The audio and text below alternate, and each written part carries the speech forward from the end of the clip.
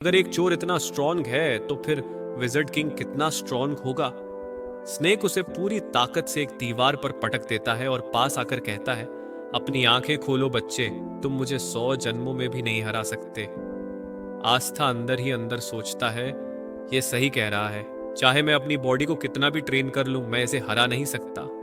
Snake मजाक उड़ाते हुए हंसता है और बोलता है, मेरी चेन्स मुझे ये बताने में सक्षम है कि किसी के अंदर कितना मैजिक है, और तुम्हारे अंदर तो एक बूंद भी मैजिक नहीं है। इसी वजह से तुम्हें कोई ग्रिमवार नहीं मिली, क्योंकि ग्रिमवार सिर्फ मैजिक को बढ़ाती है।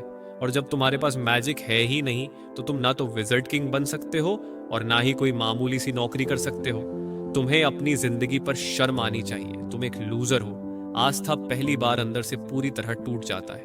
उसे महसूस होता है कि स्नेक की बातें सच हो सकती हैं। वह सोचता है, मेरे अंदर ना तो मैजिक है और ना ही मेरे पास कोई ग्रिमवार, तो फिर मैं विजर्ड किंग कैसे बन सकता हूं जो इस दुनिया का सबसे ताकतवर जादूगर होता है। जिंदगी में पहली बार आस्था गिव अप करने वाला होता है, लेकिन तभी यूनो जोर से चिल्लाता है, नहीं, मैं जानता हूं कि आस्था विजर्ड किंग नहीं बनेगा, क्योंकि अगला विजर्ड किंग तो मैं बनूंगा। लेकिन आस्था कोई लूजर नहीं है, वह मेरा राइवल है और उसके पास भी एक मैजिकल पावर है, और वो है कभी भी हार ना मानना। यूनो की इन बातों से आस्था के अंदर एक नई ऊर्जा जाग उठती है। वह पूरी ताकत से चिल्लाता है, दूर हट मुझसे। स्नेक चौंक जाता है और आस्था से दूर हट जाता है। आस्था के आसपास से एक अजीब सी ऊर्जा निकलने लगती है, आस्था की 5 लीफ ग्रिमवार। आस्था यूनो की तरफ देखता है और कहता है, चिंता मत करो यूनो, मैं इस आदमी को तुम्हारी ग्रिमवार नहीं ले जाने दूंगा, चाहे इसके लिए मुझे अपनी जान ही क्यों ना देनी पड़े। तभी अचानक आस्था के पास से एक ग्रिमोयर उड़कर आती है, लेकिन यह कोई साधारण ग्रिमोयर नहीं थी। यह एक 5 पत्ती ग्रिमोयर थी। इस दुनिया में ग्रिमवार 3 तरह की होती है। एक 3 लीफ ग्रिमवार, जिसमें मैजिकल पावर्स होती हैं और ये आम तौर पर हर किसी को मिलती है।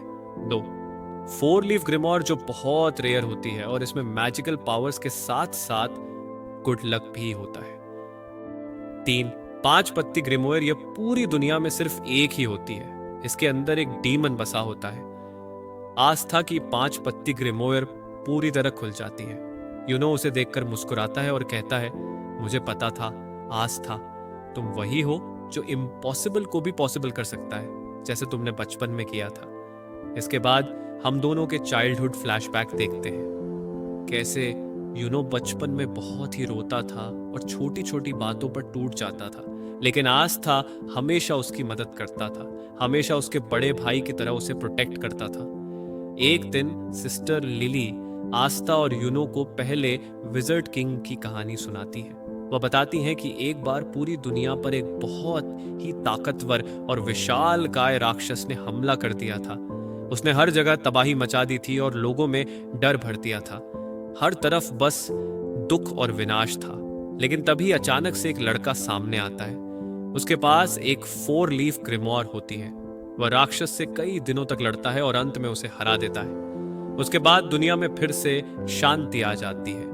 वही लड़का आगे चलकर दुनिया का पहला विजर्ड किंग बनता है और सबसे ताकतवर मैजिशियन कहलाता है। इस कहानी को सुनकर आस्था और यूनो ठान लेते हैं कि जब वे बड़े होंगे तो वे भी विजर्ड किंग बनेंगे। शाम को फादर यूनो को एक लेटर देते हैं और कहते हैं कि उसे गांव के बाहर एक आदमी तक पहुंचाना है। आस्था उत्साह में कहता है, लो मैं चला जाता हूं, लेकिन यूनो मना कर देता है और कहता है कि वह खुद अकेला जाएगा। यूनो उस आदमी तक लेटर पहुंचा देता है, लेकिन जब वह वापस लौट रहा होता है तब एक बड़ा सा खतरनाक आदमी उसे घेर लेता है और उसका पेंडेंट छीन लेता है। यूनो गिड़गिड़ाते हुए कहता है, प्लीज मुझे वापस कर दो, ये मेरे पेरेंट्स की आखिरी निशानी है। लेकिन वह आदमी हंसते हुए कहता है, चुपचाप भाग जाओ बच्चे, वरना जान से मार दूंगा। यूनो डर कर रोने लगता है और सोचता है कि अब वह कुछ नहीं कर सकता, लेकिन तभी अचानक वहां आस्था आ जाता है। आस्था बिना कुछ सोचे समझे उस आदमी से भिड़ जाता है।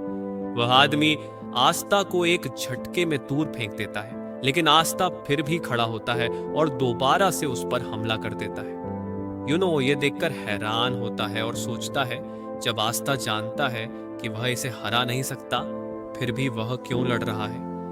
आस्था लगातार लड़ता रहता है, भले ही उसे चोटें लगती रहती हैं। आखिरकार वह आदमी समझ जाता है कि यह बच्चा कोई आम बच्चा नहीं है। वह हार मानकर पेंडेंट वहीं छोड़कर चला जाता है। आस्था जमीन पर गिर जाता है। यूनो दौड़कर उसके पास आता है और रोते हुए कहता है, मुझे माफ कर दो, मेरी वजह से तुम्हें इतनी मार पड़ी। आस्था मुस्कुराकर कहता है, तू चिंता मत कर, मैं हमेशा तेरे साथ रहूंगा और तुझे प्रोटेक्ट करूंगा, और एक दिन मैं बनूंगा विज़र्ड किंग, ताकि तुझे और चर्च के सभी लोगों को खुश और सुरक्षित रख सकूं। इधर हम देखते हैं कि आस्था की ग्रिमवार से एक अजीब सी सोड निकलती है। स्नेप हैरान होकर कहता है, अचानक से तुम्हारे पास ये ग्रिमवार कहां से आ गई? ये क्या हो रहा है? स्नेप तुरंत आस्था पर फिर से अटैक कर देता है, लेकिन आस्था अपनी सोड का इस्तेमाल करता है, जिससे स्नेप की मैजिकल चेन्स तुरंत गायब हो जाती हैं। स्नेप डरकर कहता है, तुमने ये कैसे किया? आखिर तुम हो कौन? आस्था गर्व से कहता है, मैं वो हूं जो एक दिन विजार्ड किंग बनेगा।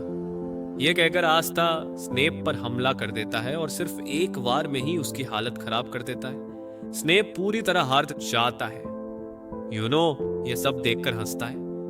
आस्था उसके पास जाकर कहता है, ये देखो यूनो, फाइनली मुझे मेरी ग्रिमोयर मिल गई। यूनो मुस्कुराकर कहता है, तो तुमने मुझे फिर से बचा लिया आस्था। तुम्हें याद है ना वो प्रॉमिस जो हमने बचपन में किया था?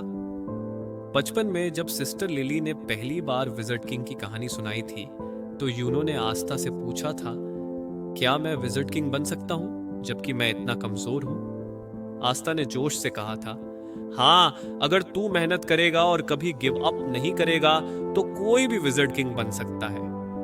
यूनो ने तभी ठान लिया था, ठीक है, आज के बाद मैं कभी हार नहीं मानूंगा। मैं बहुत मेहनत करूंगा और एक दिन विज़ार्ड किंग बनूंगा, ताकि तुझे और चर्च के सभी लोगों को खुश रख सकूं। आस्था मुस्कुराकर बोला था, इसका मतलब अब हम रिवॉल्व्स हैं। और दोनों ने एक दूसरे से प्रॉमिस किया था कि वे दोनों खूब मेहनत करेंगे और एक दिन विज़र्ड किंग बनेंगे। आस्था हंसकर कहता है, हाँ मुझे याद है, मुझे तो लगा था कि तू भूल गया होगा। इसके बाद दोनों फिर से बचपन की तरह आपस में शर्त लगाते हैं कि पहले विज़र्ड किंग कौन बनेगा। अब कहानी आगे बढ़ती है और हम देखते हैं कि वर्तमान के विज़र्ड किंग की झलक मिलती है। हम उन 9 मैजिक नाइट्स को भी देखते हैं जो किंगडम में विज़र्ड किंग के बाद सबसे ताकतवर मैजिशियंस होते हैं। इनका काम किंगडम में शांति और व्यवस्था बनाए रखना होता है। हर साल इस किंगडम के बच्चे इन मैजिक नाइट्स में शामिल होने के लिए एंट्रेंस एग्जाम देते हैं। आस्था और यूनो भी इस परीक्षा में शामिल होने के लिए कड़ी ट्रेनिंग कर रहे होते हैं। इधर हम देखते हैं कि फादर और सिस्टर लिली ग्रिमवार टावर के मास्टर से मिलने जाते हैं। फादर मास्टर से पूछते हैं, आपने एंट्रेंस एग्जाम के लिए यूनो के साथ आस्था का भी नाम क्यों दिया, जबकि आस्था तो उस टेस्ट में पास भी नहीं हो सकता? मास्टर शांत स्वर में जवाब देते हैं, आस्था मेरे पास आया था, उसने मुझे अपनी ग्रिमवार दिखाई और मुझसे बहुत रिक्वेस्ट की कि उसे एंट्रेंस एग्जाम में जाने दिया जाए। उसकी डिटर्मिनेशन देखकर मैंने उसकी रिक्वेस्ट मान ली।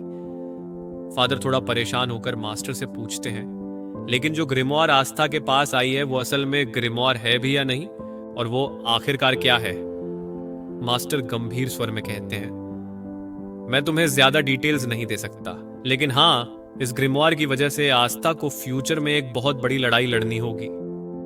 फादर चिंतित होकर मास्टर से कहते हैं, लेकिन मास्टर, आस्था बहुत वीक है और उसके पास कोई मैजिक भी नहीं है, उसे एंट्रेंस एग्जाम में मत भेजिए। मास्टर हल्का सा मुस्कुराते हैं और जवाब देते हैं, कहीं ऐसा तो नहीं कि तुम आस्था को इसलिए नहीं भेजना चाहते क्योंकि अगर वह पास हो गया तो वह यहां से चला जाएगा और तुम्हें उसकी याद आएगी? फादर यह सुनकर थोड़े शर्मिंदा हो जाते हैं और बहाने बनाने लगते हैं। सिस्टर लिली भी समझ जाती हैं कि फादर आस्था को सीक्रेटली बहुत प्यार करते हैं। दूसरी तरफ आस्था और यूनो रेस लगाते हुए चर्च वापस आ रहे होते हैं। दौड़ का नतीजा टाई हो जाता है। आस्था जोश में चिल्लाता है, जल्दी बताओ कौन जीता? मैक्स मुस्कुराकर कहता है, यूनो जीता है। आस्था नाराज होकर कहता है, अभी रेस खत्म नहीं हुई है, जो चर्च के अंदर पहले घुसेगा वही जीतेगा। जैसे ही आस्था चर्च के अंदर घुसने वाला होता है, यूनो अपने मैजिक से उसे हवा में उछालकर दूर फेंक देता है और रेस जीत जाता है। रात में आस्था सोते हुए भी बड़बड़ा रहा होता है, मैं एक दिन विजर्ड किंग बनूंगा। मैक्स गुस्से में उठकर कहता है, भाई ये पागल हो चुका है विजर्ड किंग बनने के लिए। अगले दिन आस्था फिर से अपनी ट्रेनिंग कर रहा होता है, तभी मैक्स उसके पास आता है। आस्था पूछता है, क्या हुआ मैक्स? मैक्स गुस्से में कहता है, तू बेवकूफ है। आस्था नाराज होकर कहता है, क्या तुम बस यही बोलने के लिए इतनी दूर चलकर आए हो? मैक्स कहता है, तुम्हारे पास मैजिक तक नहीं है, तुम सोच भी कैसे सकते हो कि तुम मैजिक नाइट एग्जाम में पास हो जाओगे? आस्था आत्मविश्वास से कहता है, अब तो मेरे पास मेरी ग्रिमोयर भी है और मैं जरूर मैजिक नाइट बनूंगा। मैक्स उसे रोकते हुए चिल्लाता है, चुप रहो, जब देखो तब विजार्ड किंग, तुम क्यों नहीं समझते कि हमारे जैसे गरीब और वीक लोगों के सपने पूरे नहीं होते? आस्था गुस्से में आकर कहता है, जरूर होते हैं। अगर तुम सपनों को पूरी दिल से चाहो और उसके लिए पूरी जान लगाकर मेहनत करो तो तुम्हारा जो भी सपना हो वो जरूर पूरा होगा। जिंदगी में पहली बार मैक्स को समझ में आता है कि आस्था इतना बड़ा लूजर नहीं है। रात में फादर बहुत अच्छा खाना बनवाते हैं क्योंकि आस्था और यूनो अगले दिन एंट्रेंस एग्जाम के लिए जाने वाले होते हैं। आस्था बहुत खुश होता है। फादर आस्था को अपने पास बुलाकर कहते हैं, देखो आस्था, अगर तुम फेल हो जाओ तब भी ज्यादा दुखी मत होना, चुपचाप घर वापस आ जाना, हम सब हमेशा तुम्हारे साथ हैं। आस्था मुस्कुराते हुए कहता है, यही बात आप यूनो को भी कहेंगे ना, या सिर्फ मुझसे ही कह रहे हैं? फादर चुप हो जाते हैं क्योंकि उन्हें पता होता है कि यूनो तो आसानी से पास हो जाएगा, लेकिन आस्था के लिए यह थोड़ा मुश्किल है।